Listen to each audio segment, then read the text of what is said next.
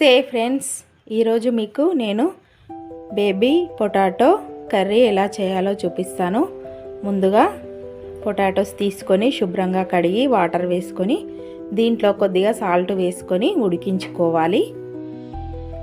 Stove మీద పెట్టుకొని ఒక 10 నిమిషాలు ఉడికించుకోవాలి.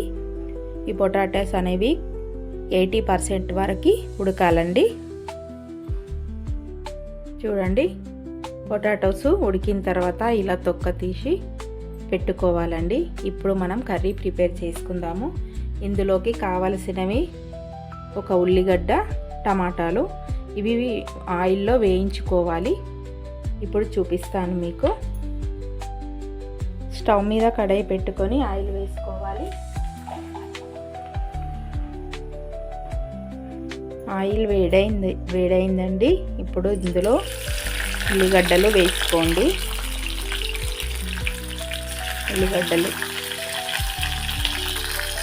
ఇప్పుడు టమాటాలు వేసుకోండి.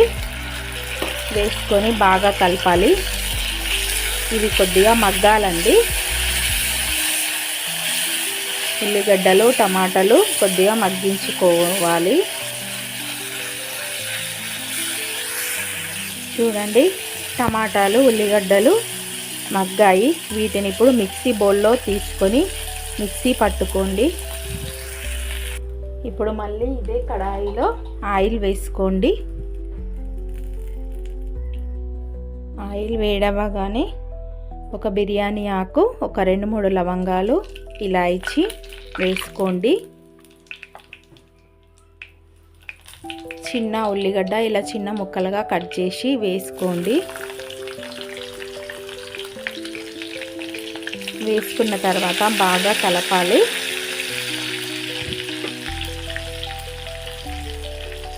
ఒక స్పూను అల్లం వెల్లుల్లి పేస్ట్ వేసుకోండి. అల్లం వెల్లుల్లి పేస్ట్ పచ్చివాసన పోయే వరకు వేయించండి. కొద్దిగా కరివేపాకు వేసుకోండి. ఇప్పుడు ఇందులో పసుపు వేసుకోండి. పసుపు వేసాక బాగా కలపాలి.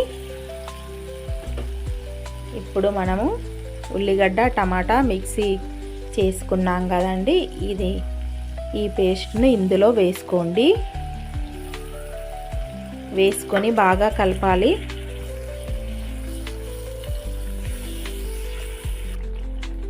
ఇప్పుడు 1 టేబుల్ స్పూన్ కారము, 1 టేబుల్ స్పూన్ సాల్ట్, 1/2 స్పూను ధనియాల పొడి వేసుకోండి. వేసుకున్న తర్వాత బాగా కలపాలి. కొద్దిగా కొత్తిమీర కూడా వేసుకోండి. టేస్ట్ చాలా బాగుంటుంది.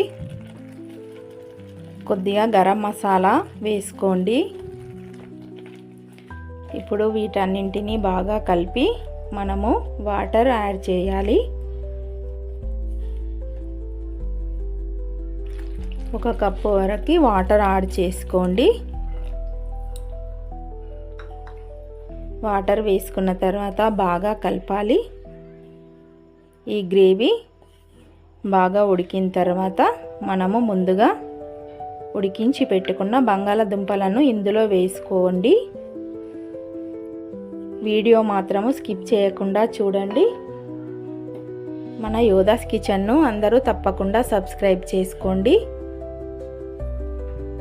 చూడండి, గ్రేవీ అనేది ఉడుకుతుంది. ఇప్పుడు ఇందులో మనం ముందుగా ఉడికించి పెట్టుకున్న బంగాళదుంపలను వేసుకోవాలి. వేసుకున్న తర్వాత ఒక 5 మినిట్స్ వరకు ఇలాగే ఉడికించుకోవాలి. చూడండి, ఆయిల్ బయటకు వచ్చేసింది. కర్రీ కూడా కంప్లీట్ అయిందండి. చివరలా మనము కసూరి మెంతి వేసుకొని కలుపుకొని స్టవ్ ఆఫ్ చేసుకుందాం.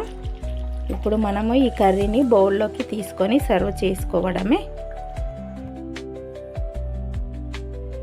చూడండి ఫ్రెండ్స్, బేబీ పొటాటో కర్రీ ఎంత పర్ఫెక్ట్గా వచ్చిందో మీరు కూడా ట్రై చేయండి. ట్రై చేసి ఎలా అనిపించిందో కామెంట్లో షేర్ చేయండి. ఈ వీడియో కనుక మీకు నచ్చినట్టయితే లైక్ చేయండి, షేర్ చేయండి. మన యోధాస్ కిచెన్ ఛానల్ను తప్పకుండా సబ్స్క్రైబ్ చేసుకోండి. Thank you for watching.